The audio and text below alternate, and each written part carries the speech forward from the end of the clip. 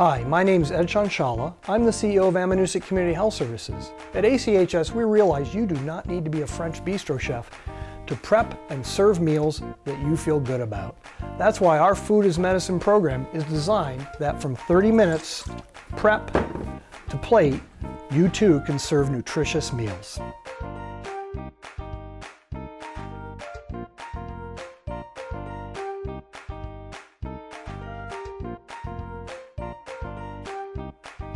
My name's Mina Flato, and I'm the teaching kitchen instructor for Amanuset Community Health Services Food is Medicine program. I was a teacher for 20 years before this, and one of the biggest focuses in my classroom was that food doesn't have to have morality. Food is really not about good and bad, it's about nutrient dense and non-nutrient dense. And here at Amanuset Community Health Services, that's our focus with this program. We want to help you get your food prepped to plate in 30 minutes or less. So we're gonna make a fall panzanella salad. And that might be something you've never heard of before, but really its origins are pretty simple. So it's an Italian salad that is really bread at its base. So if you've got an old loaf of bread that's sitting on your countertop and it's getting hard and you're thinking, oh, I don't really wanna have a sandwich with that, this is a great way to use it up. So as you can see here, I have cubed up a loaf of old crusty bread. Crusty is a bad word to use, but that's the kind of bread you want for this, into even sizes. And we are now going to coat them in olive oil and we're going to toast them in the pan. So I'm going to get these into this bowl here. And I find the easiest way to get them coated with olive oil is actually to do it in a bowl first. So just a healthy drizzle of olive oil. I'm just going to use this fork just to toss it around a little bit.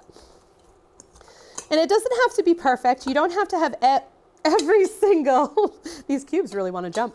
You don't have to have every single cube covered with the olive oil, but you want it to be pretty evenly coated. Perfect. Okay, so now we're going to transfer this to our pan. So before I put them in the pan, I want to make sure the pan is hot enough. So we want this to be a nice medium heat. When I hover my hand 6 inches over this pan, if it hurts my hand, if I go, ooh, that's too hot, I know it's too hot. If I hover it and I don't really feel anything, I know that it's not hot enough. If I hover it here and it's like sitting in the sun at the beach, just right. And that's what it feels like right now. It is just right. So I'm just going to transfer this into the pan. And again, we don't need to oil the pan because we oiled our bread. Give it a little shake here and there. So you're going to see me kind of periodically do that. You can also just use a tool to kind of rotate it around. But what we're trying to do is get the bread evenly toasted. And this is a personal preference thing. In my house, we don't really like it to be hard. So we want it to have a little bit of chewiness to it still. So we will under toast it. Some people like it to be very crispy, and that's okay too. It's really up to your preference. Just keep the heat at medium so that way you don't burn it. All right, so now we're gonna move on to making our dressing. So the dressing is comprised of equal parts of maple syrup, apple cider vinegar, and Dijon mustard. So we're going to go ahead and get our Dijon mustard open. And we are going to do a half a cup of each of these things.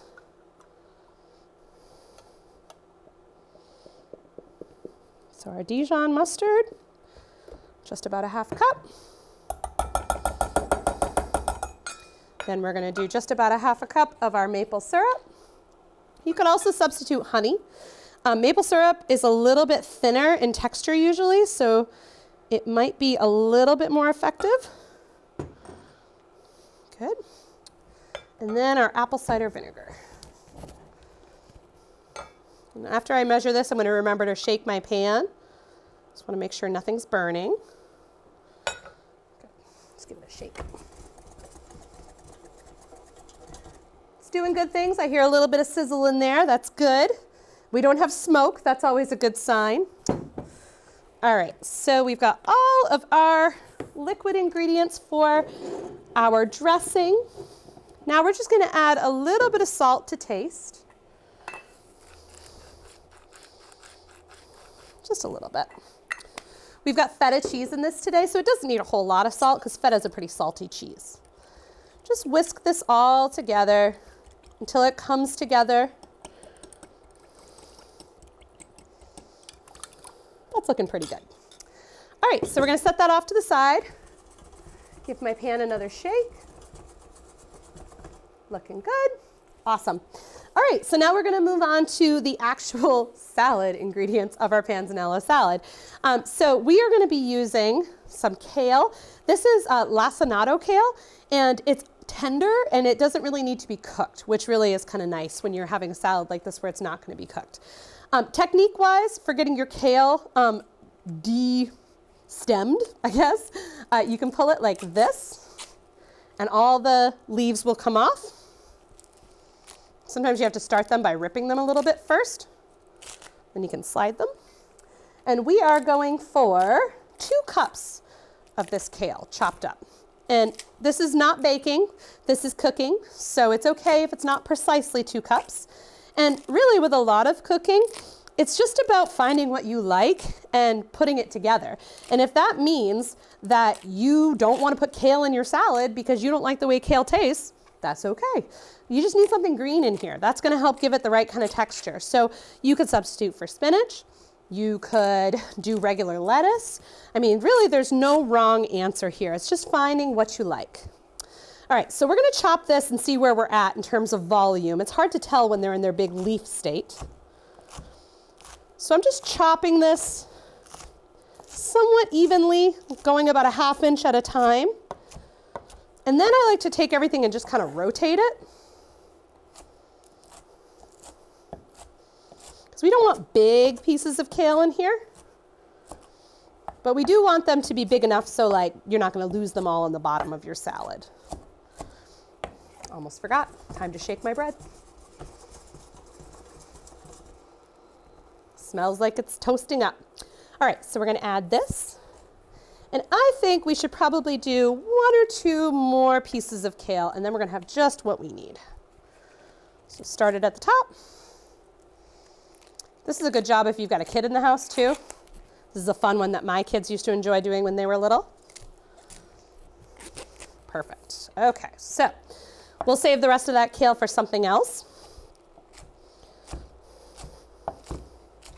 I'm following good knife safety. I'm curling all my fingers in so that way I have them all when I'm done cooking today.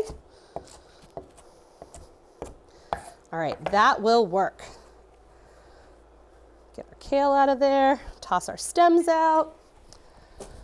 Okay, moving forward. Now we are going to have some apples in our salad. This is a fall salad, like we mentioned. So can't have fall, especially in New England, without some apples. So I went with, this is a Cosmic Crisp apple. It's a nice early season apple. And this is a Granny Smith apple. So I did this because you get that sweet and the sour, which I think is really nice mixed together. Just checking on that bread. Good things are happening. I am going to use a tool now and turn it over because the shaking works well, but it doesn't quite help rotate it sometimes. So just rotating over. There we go. Ooh, we got brown happening. That's perfect. Great. Okay, let that do its thing a little bit longer. All right, so now I'm going to thinly slice my apples. So first I'm just going to cut the apple in half. And it's okay that I'm getting kale leaves on this. Not a big deal. Kale's going to be part of the salad anyway. So now that it's facing down, I'm going to keep the skin on. And I'm going to do the best I can to get these nice and thinly sliced. Once I approach the core, I want to stop because we don't want to get the core in there. I'm going to rotate. And it's okay if they're not all perfectly even. We just want thin if we can get it because that's going to result in the best flavor. Perfect. So now I've got the core left. Don't want that. All right. I think my bread's at the point where I can turn off my burner and I'm just going to let it sit. It's just going to relax there. All right. So now I'm going to cut up the rest of this apple.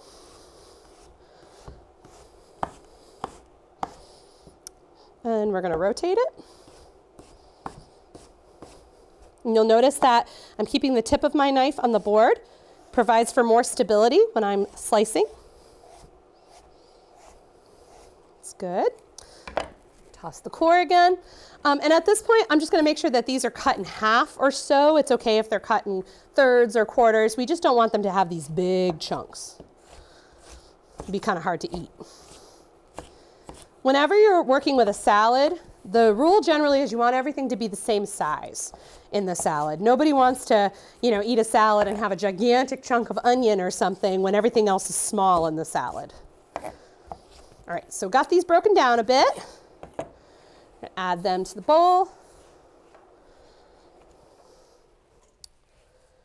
There we go. All right, and now we're going to chop up our Cosmic Crisp apple. So again, get it in half. This just stabilizes everything. And whenever we're working with something sharp, stable is our friend. All right, so we're going to go through the same process here.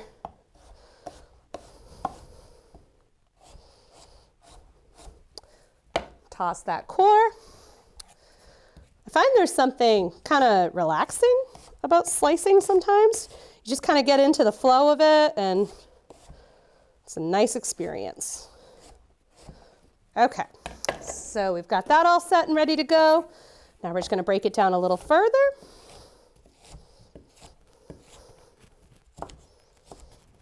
Awesome. Okay. Again, it's not perfect, it's rustic, but that's what panzanella salad is. It's a rustic salad. All right, so we've got our apples, we've got our kale, we have our beautifully toasted crusty bread. We've got a little bit more to add. We've got some pecans, so we're gonna do about a half a cup. I'm just gonna do about a handful, because it doesn't have to be perfect. And we're gonna just roughly chop these like we've been doing everything else. These tend to jump around on the cutting board when you're cutting, so just kind of push them back together if they start to run away from you. Great, so we're going to add those. We are going to add a handful of dried cranberries. These are raspberry infused, which are my favorite.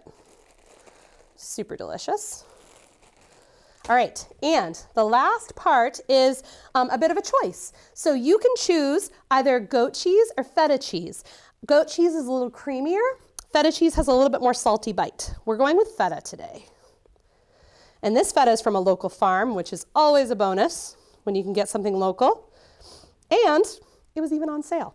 So that's even more of a bonus. So I'm just cubing this up.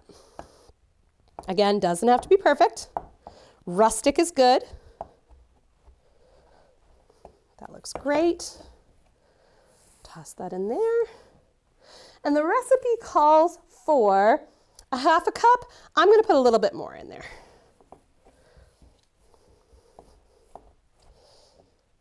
All right.